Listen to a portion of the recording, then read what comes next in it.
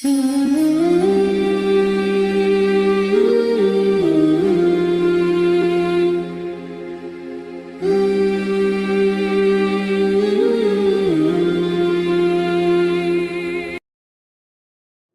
muslimat, ibu-ibu yang dirahmati Allah Subhanahu wa taala, kita tahu bahwa tujuan berumah tangga adalah menciptakan dua perkara. Pertama, mawaddah, dan yang kedua, rahmah. Dan itu difirmankan di dalam Al-Qur'anul Karim, wa min ayatihi an khalaqalakum min anfusikum azwaja litaskunu ilaiha wa ja'ala bainakum mawaddatan wa rahmah inna fi dzalika laayatin liqaumin yatafakkarun. Dan dari tanda-tanda kuasa Allah, ayat-ayat Allah, Allah Subhanahu wa taala menjadikan kalian itu berpasang-pasangan. Ada suami, ada istri. Tujuannya adalah waja'ala bainakum mawaddatan wa rahmah, agar Allah Subhanahu wa taala jadikan kepada kalian itu mawaddah, saling mencintai, wa rahmah, saling memberikan kasih sayang sesamanya. Dan itu sebuah tanda kekuasaan Allah bagi orang-orang yang mau berfikir. Ini tujuan orang berumah tangga, maksudnya di dunia. Adapun di akhirat tentu tidak lain dan bukan tujuan berumah tangga itu untuk meraih sorga. Karena tujuan rumah tangga itu bukan segala-galanya, tetapi wasilah. Ibarat kapal, kalau seandainya mengarah ke sorga, naik di situ. Tetapi kalau kemudian mengarah ke neraka, turun dari situ. Karena rumah tangga itu wasilah dari wasilah amal soleh menuju sorga. Itu di akhirat. Tapi di dunia, tujuan rumah tangga itu supaya tenang hatinya karena adanya rasa cinta dan juga kasih sayang di antara pasangan suami istri. Nabi Adam alaihi salatu wassalam ketika diciptakan oleh Allah Subhanahu wa taala, Allah Subhanahu wa taala tinggalkan Adam di sorga. Dan sorga kurang apa, Bu? Semua ada di sorga itu. Mala ainun ra'at wala udhunun sami'at wala khatara ala qalbi bashar. Kenikmatannya tidak pernah dilihat mata, tidak pernah didengar telinga, bahkan terlintas pun tidak. Saking nikmatnya kehidupan sorga itu. Makanya orang itu ingin tinggal di sorga. Tetapi ketika Adam hidup sendirian di sorga, sorga yang demikian luar biasa nikmatnya membuat Adam takut. Karena hidup sendirian masalahnya. Makanya kemudian ketika Adam alaihi salatu wassalam tertidur, kemudian terbangun, rupanya di sampingnya ada pasangannya Hawa. Kemudian Adam bertanya kepada Hawa, siapa kamu? Man anti, siapa kamu? Maka Hawa mengatakan, saya Hawa. Disebut Hawa karena Hawa dicipta dari zat yang hidup, dari tulang rusuk Adam yang paling atas, yang paling bengkok sebelah kiri dekat jantung. Kemudian Adam bertanya lagi kepada Hawa, kamu diciptakan dari apa? Maka Hawa kemudian menjawab, diciptakan dari tulangmu. Makanya Nabi SAW bersabda, khuliqatil mar'atu min dila'in, bahwa wanita diciptakan dari tulang rusuk laki-laki. Kemudian Adam bertanya lagi, lalu apa tujuan Allah menciptakan kamu? Maka Hawa mengatakan, litaskun ilaika, liaskuna ilaika, agar aku memberikan ketenangan kepadamu. Dari sini Allah Subhanahu wa taala berfirman, wa ja'ala bainakum mawaddatan wa rahmah wa min ayatihi an khalaqalakum min anfusikum azwaja litaskunu ilaiha wa ja'ala bainakum mawaddatan wa rahmah wa min ayatihi, dan dari tanda-tanda ayat-ayat Allah, Allah menjadikan kalian berpasangan litaskunu, supaya memberikan ketenangan, Bu. Jadi ibu diciptakan oleh Allah Azza wa Jalla berpasangan dengan suami ibu itu agar ibu bisa memberikan ketenangan kepada suami. Karena banyak suami itu harusnya ketika berumah tangga dia tenang, malah tidak tenang. Banyak suami-suami yang tidak tenang. Kenapa? Karena pasangannya, istrinya tidak bisa memberikan ketenangan. Lah Hawa itu diciptakan untuk memberikan ketenangan kepada Adam. Ingat ini, Bu, ya, saya kan konteksnya menasihati ibu. Kalau ada bapak-bapak tentu beda lagi ceritanya. Jadi saya fokus saja ke ibu-ibu, ya. Jadi yang diserang ya ibu saja. Ya. Jadi posisi ibu itu litaskun, supaya memberikan ketenangan kepada bapak. Bukan malah kemudian merepoti laki-laki sehingga rumah yang besar, uang yang banyak, kendaraan yang mewah tidak bisa tenang. Karena itu tidak bisa menenangkan, Bu. Harta sebanyak apapun laki-laki itu, mobil seindah apapun, uang sebanyak apapun, tanah seluas apapun, kalau di sampingnya tidak ada wanita tidak akan tenang. Dan lebih tidak tenang lagi kalau wanita yang diharapkan ketenangannya tidak menenangkan. Makanya posisi ibu itu harusnya memberikan ketenangan. Jangan sampai kemudian menjadikan suami tidak tenang.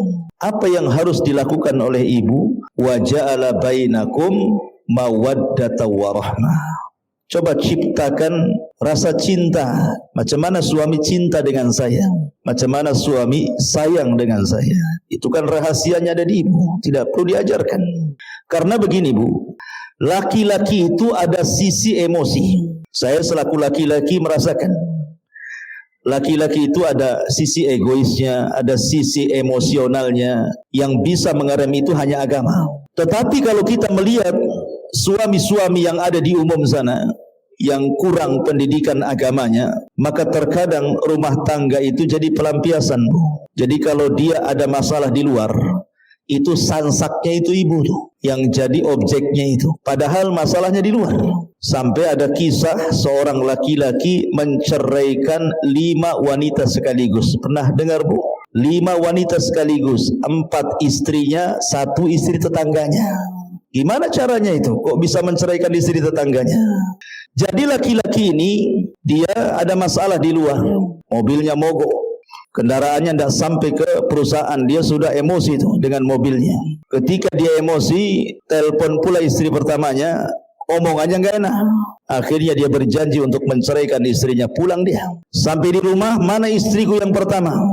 Datang istri yang pertama, kenapa kau ngomong begini begitu? Anti talik, saya ceraikan kamu.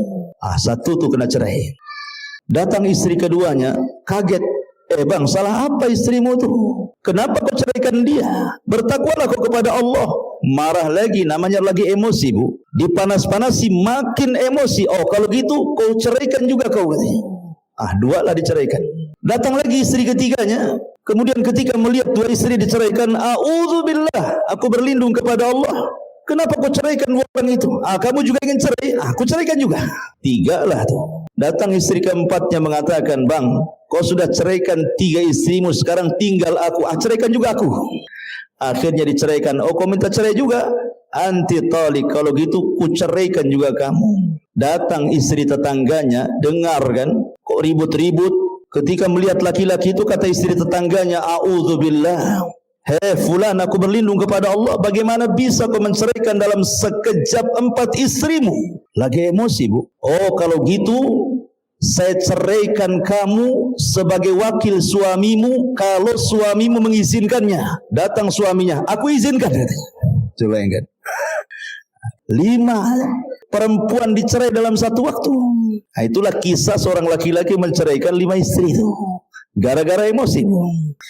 Artinya begini, Bu, dalam kondisi apapun ibu tidak tahu suami itu ada masalah apa di luar.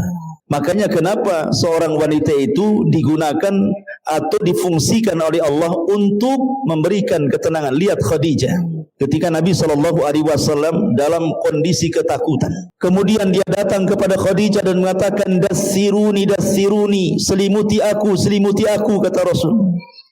Maka Khadijah pun menyelimuti Rasul dan masuk dalam selimut itu juga. Kenapa kemudian Rasul minta diselimuti? Karena salah satu yang bisa menenangkan itu selimut, Bu. Orang lagi takut biasanya sembunyi di balik selimut, itu mengurangi sedikit lah.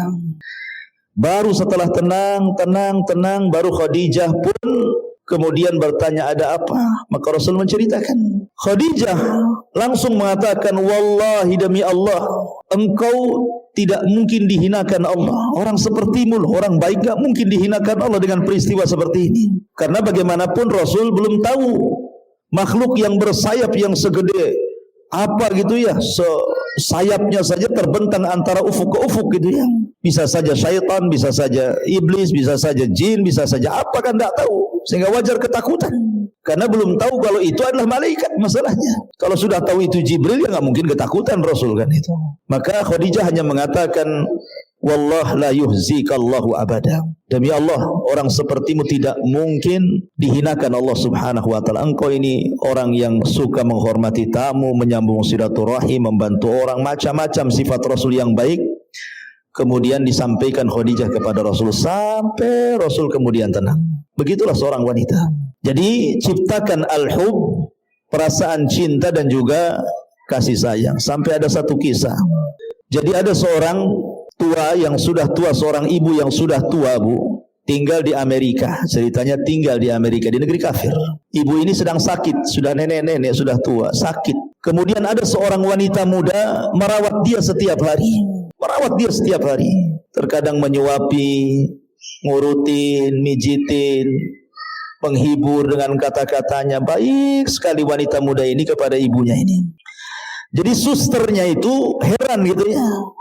Karena setiap hari asik dia saja, seolah-olah nggak ada keluarga lagi ibu ini, asik dia lagi gitu. Jadi dia bertanya, siapa kamu? Apa tidak ada keluargamu? Kenapa kamu terus yang menjaga ibumu ini? Katanya perempuan muda ini bukan ibuku. Jadi kagetlah suster ini ya. Karena perlakuan anak ini persis seperti ibunya sendiri gitu ya. Memberikan kasih sayang, ngasih makan, begitu seterusnya lah. Jadi perawat kafir ini heran. Bukan ibunya tetapi memperlakukan lebih daripada ibunya. Jadi perawat ini tanya, kamu ini siapa? Maka maksudnya ibu itu siapanya kamu gitu ya. Kata wanita muda itu, aku ini seorang muslimah. Aku ini seorang wanita muslimah. Ibu ini adalah mertuaku. Dia adalah ibu daripada suamiku. Jadi ketika mendengar nih suster ini bahwa itu bukan ibunya tapi mertuanya, bukan yang melahirkannya tetapi sayangnya begitu luar biasa. Kok bisa gitu ya? Akhirnya dia berpikir, demi Allah, kata suster kafir ini, aku punya ibu. Kemarin pun sakit tetapi aku tidak pernah menjenguknya. Terkadang hanya aku lewat WA saja, semoga lekas sembuh, tapi tidak pernah datang, apalagi sampai seperti menyuapi, menghibur, memijiti dan begitu seterusnya gitu ya. Maka seorang wanita muslimah ini mengatakan, demi Allah bahwa aku berbuat baik kepada mertuaku ini karena ini bagian daripada hakku berbuat baik kepada suamiku. Oh, ketika mendengar indahnya syariat Islam ini, akhirnya kemudian suster kafir ini masuk Islam. Lihat ya. Jadi ketika ibu ini berbuat baik kepada orang tua suami, maka ibu harus menganggap orang tua suami itu sama dengan ibu sendiri. Dan itu bagian bahwa ibu sedang melaksanakan hak sebagai seorang istri kepada suaminya. Ini di zaman ini tidak aneh gitu ya, suami ini kirim uang sama ibunya, ibu pula yang emosi. Ya kan? Jangan banyak-banyak bang kalau ngirim itu. Ini rumah belum selesai, kulkas belum dibeli, sepeda motor belum lunas, tanah sebelah belum dibeli. Aduh, semua pengen semuanya. Itu namanya ngajari durhaka suami kepada orang tua namanya. Tidak boleh. Yang ada ibu menjadikan mertua itu sama sayangnya dengan kepada ibu sendiri. Itu yang harus dilakukan sebagai hak seorang istri kepada suami. Ya. Masyaallah muslimat, ibu-ibu yang dimuliakan Allah Subhanahu wa taala. Makanya juga ada satu kisah nanti kita sebelum masuk, kisah luar biasa ini, Bu. Jadi satu sisi ini seorang wanita percontohan kepada ibu-ibu yang lainnya ya. Ada satu kisah saya baca dalam kitab, lupa kitabnya, tapi ini kisah nyata gitu ya. Jadi ada seorang wanita muslimah, akhlaknya baik sekali, sayang dengan suaminya, cinta dengan suaminya. Pokoknya luar biasa. Dia tidak pernah mengecewakan suaminya, tidak pernah kata-katanya menyakiti suaminya. Dia berusaha tidak ada pertengkaran dalam rumah tangganya. Satu hari pun tidak pernah bertengkar dia. Jadi ada feedback karena istrinya juga baik, apalah yang kurang dari istriku. Tetapi yang kurang dari istrinya adalah istrinya tidak bisa melahirkan. Istrinya mandul, tidak bisa punya anak, padahal yang namanya seorang orang tua kalau anaknya meninggal itu kan diharapkan punya cucu, Bu ya. Tetapi ketika anaknya tahu tidak punya anak, kan kadang-kadang orang tua itu sedih. Tetapi karena istrinya ini memang betul-betul baik pada suaminya dan suami juga sayang kepada istrinya gitu ya. Jadi istrinya ngomong sama suaminya, bang, baiknya abang nikah lagi saja. Boleh jadi dengan pernikahan kedua ada keturunan, supaya ada yang meneruskan generasi abang. Tapi abangnya tidak mau. Demi Allah, apalah yang ada di dunia ini sudah cukup ada padamu. Akhirnya kemudian didesak-desak suruh kawin lagi, tetap tidak mau. Ini hanya berlaku kepada kisah ini, Bu ya. Kalau ibu ngomong sama suami gitu, wah langsung besok kawin lagi itu. Ya, jadi ini maksudnya ini betul-betul sayangnya suami kepada istri seperti itu. Karena istri pandai mengambil sayang suami. Sampai akhirnya Allah takdirkan istrinya ini diponis kanker rahim. Dan kata dokter usianya tidak akan lama, paling lambat 1 bulan dia akan mati. Jadi istrinya ngomong sama abangnya, nih bang, tengok dokter sudah mengatakan bahwa usiaku tidak akan sampai 1 bulan. Sebaiknya abang menikahlah, biar aku bisa menyaksikan pernikahan itu. Akhirnya kemudian suaminya tetap nggak mau. Bahkan dia ketika istrinya dirawat di rumah sakit itu, dia tinggalkan semua pekerjaannya. Dia duduk di samping istrinya, kemudian merawat istri, semua pekerjaan dibawa ke rumah sakit. Sampai betul prediksi dokter, belum 1 bulan istrinya menghembuskan napas terakhir. Betapa sedihnya seorang suami kalau yang dicintainya itu meninggal seperti itu. Lihat Nabi, 1 tahun meninggal Khadijah itu tidak bisa menghapus kesedihannya karena cintanya Rasul kepada Khadijah. Jadi setelah istrinya meninggal dunia, beberapa waktu setelahnya pembantunya datang membawa surat. Dan pembantunya mengatakan, Pak, ini surat dari istri Bapak semasa hidup. Saya dilarang memberikannya kecuali setelah wafatnya. Dan ini juga ada kado pemberian dari istri Bapak, katanya. Ada surat dan ada kado. Rupanya setelah dilihat kadonya hanya cermin biasa untuk mengaca. Kemudian dia menitip surat dan isi suratnya dia memohon, Bang, ketika aku di dunia aku memaksa engkau berpoligami supaya punya anak, abang tidak mau. Saya paham, boleh jadi abang takut saya cemburu. Tetapi apalah cemburu sekarang? Istrimu sudah meninggal dunia. Tidak mungkin orang di kuburan akan cemburu kepada orang yang di atas kuburan. Tolonglah menikah, Bang. Kalau abang cinta dengan aku, kalau dia punya anak perempuan, kasih nama anak itu diriku, supaya menunjukkan bahwa sayang itu sampai ke kuburan, katanya. Luar biasa, Bu ya, kisah ini. Kayak sinetron aja, Ustaz. Enak kali kalau punya kisah kayak gini. Tapi tidak mustahil kok bisa dilakukan seperti ini kalau istri itu pandai menciptakan mawaddah warahmah. Lah salah satu, Bu, yang meretakkan rumah tangga, salah satunya yang meretakkan rumah tangga dan hilangnya mawaddah dan rahmah adalah durhakanya istri kepada suami. Apa itu? Ini kita akan bahas dalam kitab ini. Allah Subhanahu wa taala berfirman, "Wallati takhafuna nusuzahunna fa'idhuhunna wahjuruhunna fil madhaji' wadribuhunna fa in ata'nakum fala tabghu 'alaihinna sabila innallaha kana 'aliyan kabira." Perempuan-perempuan yang kamu khawatirkan akan nusuz. Nusuz itu selingkuh, melakukan perbuatan-perbuatan keji dalam rumah tangga. Tidak mesti selingkuh beneran dengan laki-laki, tidak. Bisa saja dia melawan dengan kata-katanya, bisa saja melawan dengan perbuatannya sehingga menjadikan suami marah dan emosi. Maka tugas suami fa'idhuhunna, pertama memberikan nasihat kepada istrinya. Wahjuruhunna fil madhaji, tidak bisa diberikan nasihat pisah ranjang. Kalau wanita berakal, ketika suaminya saja tidak mau menyentuhnya, itu sudah sakit hati. Kalau wanita itu berakal, ketika suami tidak mau menyentuh, apalagi tidur di tempat lain, istri di atas, suami di bawah atau lain kamar, itu sudah sakit hati. Tapi wanita zaman sekarang akalnya sudah nggak ada. Nggak apa-apa, tidurlah sana, katanya. Kadang-kadang wanita seperti itu ya.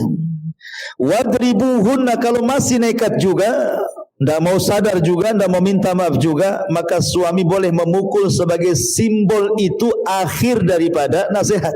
Maka boleh seorang suami menceraikan.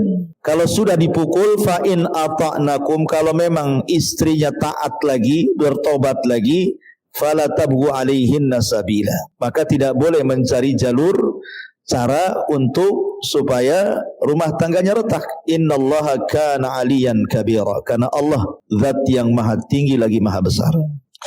Di sini ada kata-kata wallati takhafuna nusuzahunna, dan wanita-wanita yang kamu khawatirkan akan nuzuz. Jadi Nabi SAW ketika mengatakan bahwa ada wanita-wanita yang nusuz, memang kenyataannya banyak. Wanita-wanita itu yang nusuz baik dengan ucapan atau dengan perbuatan. Dan yang banyak adalah dengan ucapan. Yang paling banyak nusuz seorang istri itu ucapan istri kepada suami. Makanya ketika Nabi SAW diperlihatkan tentang neraka, apa kata Rasulullah? Ittala'tun nara. Aku diperlihatkan neraka, kata Rasul. Fa idza aktsaru ahlihan nisa. Rupanya kebanyakan penduduknya wanita semuanya. Ada laki-laki tapi banyak wanitanya.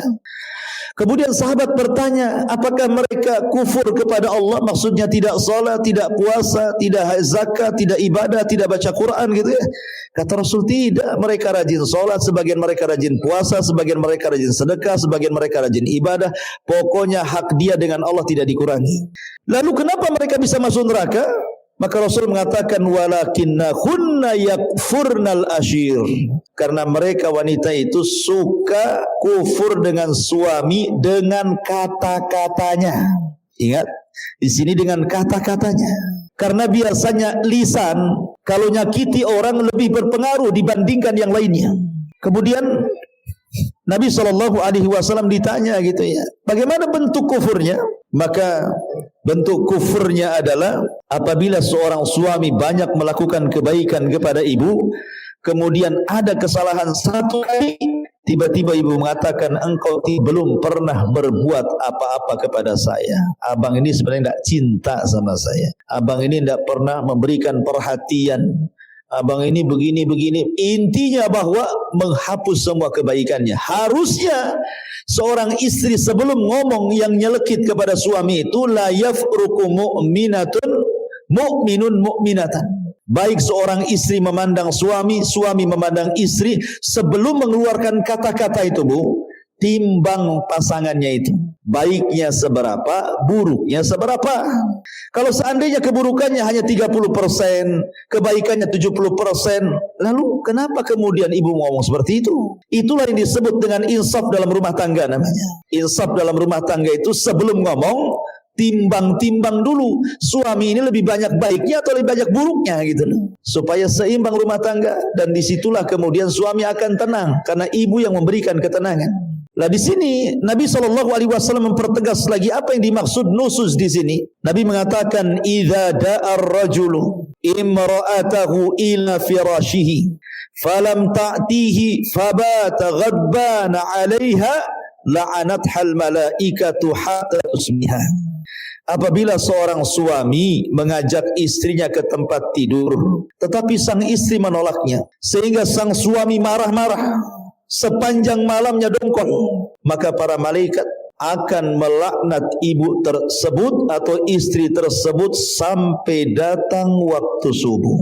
Subhanallah. Di dalam hadis, Bu, ada yang mengatakan apa? Idza tazawwaja ahadukum faqad istakmala nisfa dini. Apabila seorang itu menikah, berarti seseorang sudah mendapatkan separuh agama, kan gitu ya. Ibu dapat separuh agama, bapak pun dapat separuh agama. Apa yang dimaksud separuh di sini? Separuh agama yang dimaksud dalam rumah tangga adalah kebutuhan biologis. Ya Ibu ya. Jadi separuh agama itu artinya kebutuhan biologis. Karena kalau orang tidak berpasangan, tidak punya istri atau tidak punya suami, cenderung maksiat kepada Allah Azza wa Jalla. Cenderung maksiat kepada Allah Azza wa Jalla, berzina, zina mata, zina telinga, zina pikiran, bahkan terkadang dibenarkan dengan zina kemaluan gitu ya. Tetapi ketika kemudian seseorang menikah, semua terjaga. Dari sinilah makanya apabila seorang wanita atau laki-laki kemudian menikah, maka separuh agama sudah ibu dapati dan separuh agama suami sudah dapati. Kenapa? Karena sudah terpenuhi hajat biologisnya, sudah terpenuhi ya. Jadi separuh agama itu ada hubungan suami istri. Makanya kalau seandainya seorang wanita kemudian diminta oleh suaminya kok menolak gitu kan, makanya kenapa syariat Islam itu sampai betul-betul mengutuk wanita itu, sampai diutus malaikat yang khusus melaknat. Jadi ada malaikat-malaikat tuh yang diutus oleh Allah, dia kerjanya laknat saja, melaknat orang. Dia nggak ada lagi kerjanya malaikat tuh. Dia tugasnya hanya melaknat, mengutuk. Nah itu saja. Dan salah satu malaikat itu Yang suka melaknat dan mengutuk itu akan mencari ibu-ibu di malam hari. Siapa yang suaminya dongkol gara-gara ibu, siapa yang suaminya marah gara-gara ibu, gara-gara hubungan ranjang, maka malaikat itu akan terus mengutuk-ngutuk ibu walaupun ibu sedang tidur sampai subuh. Bayangkan kalau Allah takdirkan ibu tidak bangun lagi tuh. Ibu meninggal dunia sementara sedang dikutuk-kutuk malaikat, apa jadinya tuh? Ya. Makanya di sini kenapa kemudian Imam Zahabi rahimahullahu taala memasukkan durhaka kepada istri dalam bab hubungan suami istri yang khusus itu bagian daripada dosa besar. Dalam riwayat yang lain, idza batatil mar'atu hajiratu firasha zawjiha la'anathal malaikatu. Apabila sang istri semalam menjauhi tempat tidur suaminya, maka para malaikat akan melaknatnya. Maksudnya kalimat menjauhi ini Bu, bisa secara hissi, bisa secara maknawi. Secara hissi, ibu pindah ranjang ya dengan alasan apalah, tidak mau tidur sama suaminya. Itu secara hissi. Secara maknawi gitu ya, suami tidak tertarik sama ibu. Ya maaf mungkin kadang suami tidak suka dengan istri, mungkin ngoroknya keras gitu kan. Ada istri itu ngoroknya 1 kilo kedengaran kok gitu kan. Suaminya baru datang capek-capek, harusnya itu kan istri kan di rumah gak ngapa-ngapain, ya kerja juga sama. Kalau bisa itu kalau tahu memang ibu tukang ngorok, biarkanlah suami tidur dulu kan itu ya, baru ibu tidur. Sebab kalau ibu tidur dulu udah suami capek kena ngorok, ibu kan double tuh. Ya, capeknya itu kan, dongkol di perusahaan, dongkol pula sama ibu. Ya, artinya ada menjauh secara maknawi. Atau mungkin dandanan ibu kurang menarik gitu ya. Sehingga kemudian suami ini tidak suka, malas tengok ibu. Habis di jalan dia nengok perempuan-perempuan seksi, sampai di rumah pula ibunya malah menggunakan pakaian-pakaian enggak jelas atau malas dandan. Badannya ndak wangi, pokoknya nggak selera lah ibaratnya gitu ya. Itu juga maknanya menjauh secara maknawi tuh. Kalau isi jelas-jelas ya umpamanya tidur di bawah aja lah kan itu ya. Tapi secara maknawi, secara maknawi ini yang banyak ini biasanya.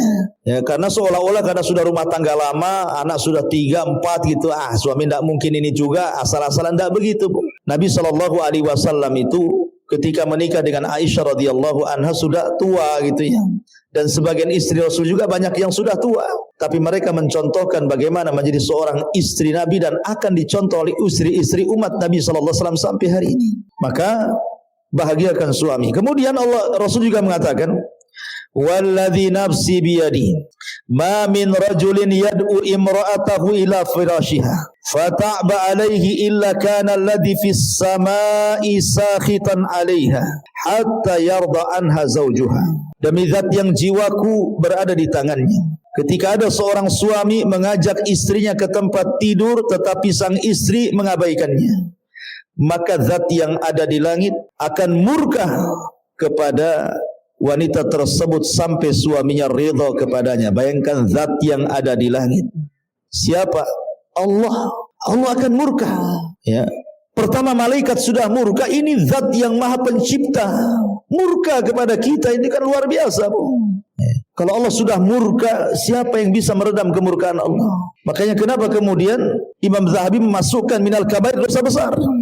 Bahkan dalam riwayat, la yahillu limra'atin antasuma wa zawjuha syahidun illa bidni wa la ta'zana fi baitihi illa bidni. Tidak halal artinya haram. Ketika Rasul mengatakan tidak halal, berarti kebalikannya haram. Seorang wanita berpuasa sunnah sementara suaminya hadir. Suaminya tidak kerja, suaminya di rumahnya. Tidak boleh. Kecuali izin daripada suaminya. Izin pun kalau seandainya paginya diizinkan, kemudian siang dia minta, batalkan Bu. Bagaimanapun melayani suami hukumnya wajib. Tapi puasa sunnah ya sunnah. Al-wajib muqaddam ala sunnah. Yang wajib lebih diutamakan dibandingkan yang sunnah. Jangan banyak alasan lah, kan abang tadi ngizinkan pagi, masa sekarang nggak usah ada alasan. Ngapain Mbak buat alasan? Ibu ini kan puasa cari pahala. Ini pahala yang lebih besar di hadapannya. Kenapa? Pula mempertahankan pahala yang kecil, mengabaikan pahala yang besar, kan aneh jadinya.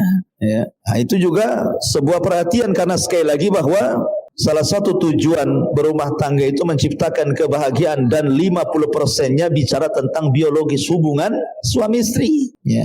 Kemudian juga Nabi mengatakan, "Lau kuntu amiran ahadan an yasjuda li ahadin la amartul mar'ata an tasjuda li zawjiha li idhami haqqiha." Kalau saja aku dibolehkan untuk menyuruh seorang agar sujud kepada yang lainnya, niscaya aku perintahkan istri sujud kepada suaminya karena besar haknya.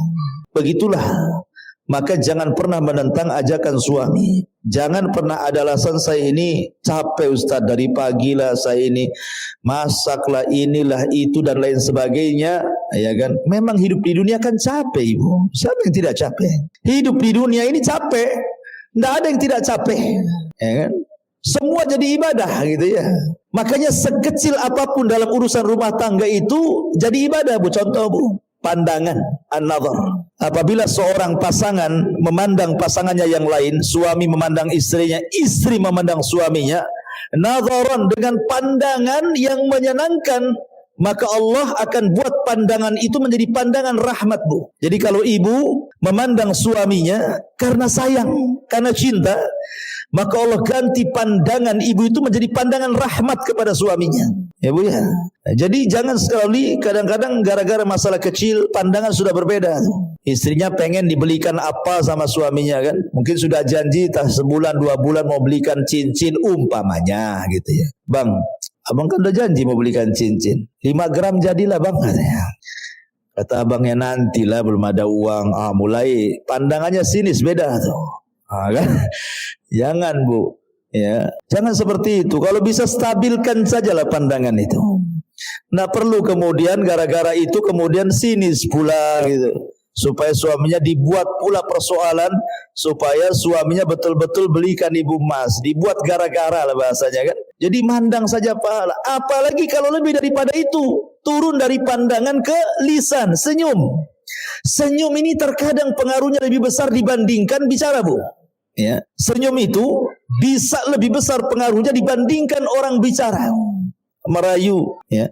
Tetapi senyum itu pengaruh luar biasa. Saking berpengaruhnya senyum itu sampai Rasul mengatakan, loh, tabassumuka li akhika sadaqah. Senyum kamu kepada saudaramu itu dianggap sedekah. Loh, bagaimana kalau seorang istri senyum kepada suami? Tidak pernah senyum terus, kan enak, Bu, kalau orang senyum terus. Ya, kayaknya suami itu kayaknya tenang, kayak pengen pulang terus. Walaupun merasa salah itu, kalau nengok senyum istrinya itu tenang, Bu. Ya. Tapi kalau ibu sudah menampakkan wajah seramnya, ya, gimana suami akan tenang? Senyumlah, walaupun ada masalah senyum. Terkadang aneh, ada seorang istri lagi masalah dengan suaminya, tiba-tiba ada telepon dari kawannya, sempat-sempatnya dia tertawa dengan kawannya di saat dia sedang bermasalah dengan suaminya. Padahal tertawa dan senyum kepada kawannya dalam telepon itu dibuat-buat karena hatinya dia sedang dongkol gitu loh. Kalau dia bisa membuat senyum pura-pura kepada kawannya seolah-olah tidak ada masalah, kenapa tidak bisa buat pura-pura senyum kepada suaminya, Bu? Kan gitu ya. Kan aneh jadinya. Kok sama orang bisa pura-pura, kok sama suami tak bisa pura-pura gitu ya. Buatlah senyum pura-pura, ada apa-apa senyum pura-pura. Masalahnya gini, Ustaz, saya kalau senyum-senyum kepada suami apa kau katanya? Ada apa? Ya karena ibu jarang senyum. Jadi kalau ibu senyum, suami udah deg-degan tuh jadinya. Ini jangan-jangan ada maunya nih kan gitu ya. Nah, tapi kalau orang senyum terus kan nggak curiga suami itu. Ini jarang senyum, sekali senyum pasti ada apa-apa tuh di balik senyum tuh. Makanya apalagi kalau tambah daripada pandangan senyum sampai kepada kata-kata, sampai kepada perbuatan. Maksudnya perbuatan itu ibu menyenangkan suami, betul-betul menyenangkan gitu ya. Mampu menjaga badan, mampu menjaga badan. Ini enggak gitu ya. Makin bulan kok makin tambah lah beratnya ini. Timbangannya sampai jarumnya nggak ada lagi angkanya. Ya. Jadi jagalah penampilan, jaga pakaian, jaga semuanya, nggak masalah. Saya sudah tua, Ustaz. Nggak ada, agama itu nggak ada tua, nggak ada muda. Ya. Agama itu semua sama. Ya. Mau tua, mau muda, mau baru kawin, mau sudah lama kawin, semua sama. Karena inti rumah tangga itu adalah mencari redha. Sementara suami itu ibaratnya ibu bagi suami. Kalau keridhaan Allah itu di tangan seorang ibu bagi suami, maka keridhaan Allah bagi istri ada di tangan suami. Mana dalilnya? Lihat hadis selanjutnya. Ungduri aina anti minhu fa innahu jannatuki wa naru. Berkata Aman bin Muhsan, aku pernah menceritakan suamiku kepada Nabi SAW. Lalu dia mengatakan, kata Nabi SAW ketika dia mengatakan, bagaimana kondisimu dengan suamimu? Kata wanita ini, aku sudah berusaha keras membahagiakan suamiku kecuali apa yang aku tidak sanggup, kata wanita ini. Maka Rasul bersabda, lihatlah di mana posisimu di hadapan suamimu. Karena suamimu bisa menjadi sorgamu dan juga bisa menjadi nerakamu. Jadi yang menentukan sorga dan neraka seorang anak wanita itu, istri itu adalah suaminya. Beda dengan suami. Kalau suami yang menentukan sorga dan neraka ibunya, orang tuanya, karena haknya lebih besar dibandingkan kepada istri dan anaknya. Beda dengan istri, ya kan? Kalau istri yang lebih berhak kepada suami. Adapun orang tuanya nomor 2. Kalau suami orang tuanya nomor pertama, istri dan anaknya nomor kedua. Makanya di mukadimah saya katakan, jangan ibu ajari suami durhaka kepada orang tua. Jangan. Laki-laki itu berakal, Bu. Dia tahu bagaimana cara membahagiakan. Ya. Walaupun sebenarnya orang tua, dimanapun orang tua, Bu, ketika melihat anaknya sukses itu pasti dia senang. Dia senang. Terkadang ada sebagian orang tua itu tidak peduli dengan anaknya. Mau anaknya itu public figure, mau anaknya itu mungkin punya jabatan, punya pangkat, pemimpin. Kadang-kadang nggak peduli orang tua itu.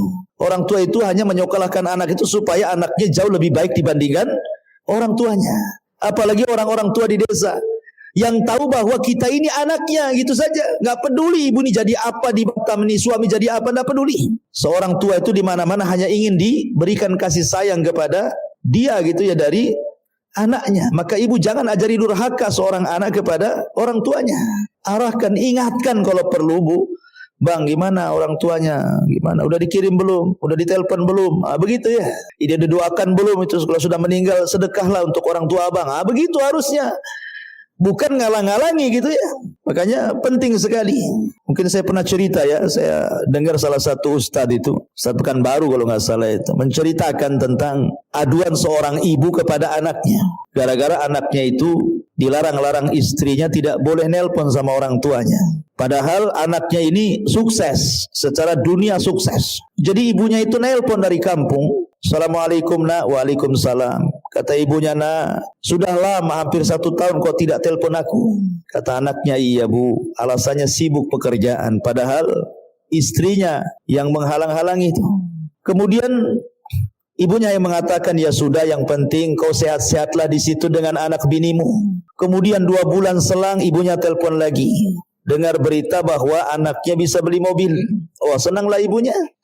Dia mengatakan, nah saya dengar kau beli mobil bagus. Kata anaknya, ya alhamdulillah, kau pandai menyenangkan anak istrimu. Lihat, orang tua itu di mana-mana. Kalau dia berakal, Bu, ketika suaminya bisa menyenangkan anak istrinya, itu senang dia.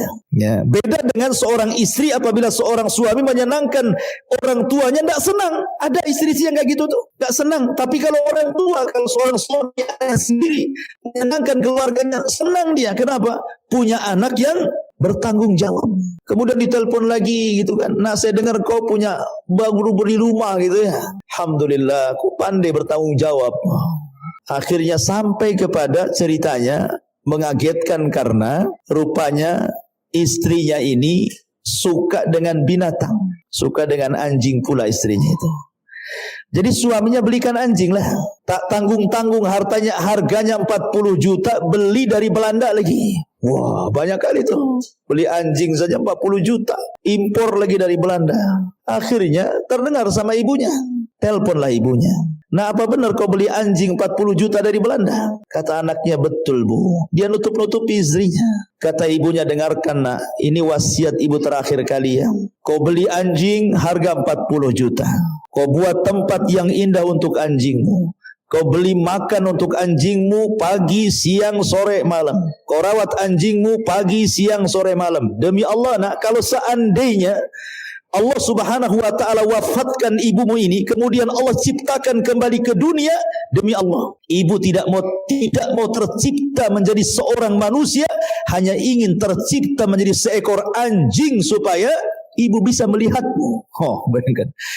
Saking sakit hatinya seorang ibu itu, ya. Padahal doa seorang ibu itu satu kali saja, Bu. Satu kali saja seorang ibu itu berdoa, kata Imam Syafi'i, itu sudah cukup. Bisa membahagiakan rumah tangga anaknya. Tapi orang tua hari ini banyak mendoakan kebaikan orang tua, bukan hanya sekali, tapi tidak diijabah oleh Allah. Kenapa? Karena anak terlampau banyak menyakiti orang tuanya, sehingga doanya tidak diijabah. Padahal yang namanya orang tua kandung itu cuma satu, Bu. Ayah kandung pun cuma satu.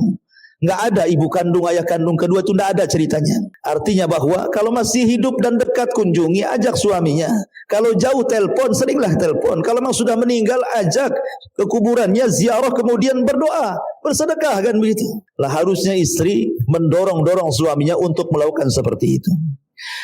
Kemudian Rasul mengatakan, la yanzurullah ila imra'atin la tashkuru li zawjiha wa hiya la tastaghni anhu.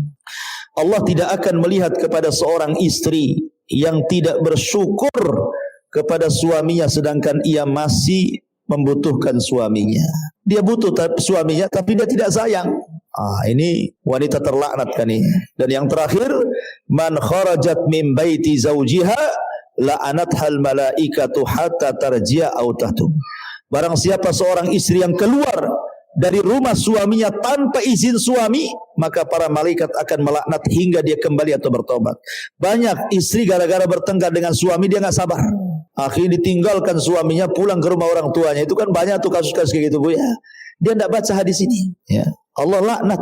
Kalau ada permasalahan dengan suami, maka cobalah cari solusi berdua. Kalau tidak sanggup, maka libatkan keluarga, atau mungkin ustad-ustad, atau mungkin wejangan-wejangan dari tokoh-tokoh yang mungkin dekat dengan suami, atau bisa mendamaikan, atau bisa menenangkan. Yang jelas jangan terburu-buru keluar, apalagi tanpa izin suami. Itu ada masalah. Tidak ada masalah saja tetap dilaknat. Makanya biasakan keluar ke tetangga saja, izin sama suami. Walaupun suami lagi kerja, WA lah gitu, bang saya mau ke rumah tetangga gitu ya. Minta izin, apa salahnya? Apalagi jauh, apalagi ada masalah. Ya, maka ini harus diperhatikan dosa besar yang seperti ini, karena bagaimanapun itu penentu surga dan neraka ibu di hadapan suami. Wallahu a'lam bishawab. Ini yang bisa sampaikan.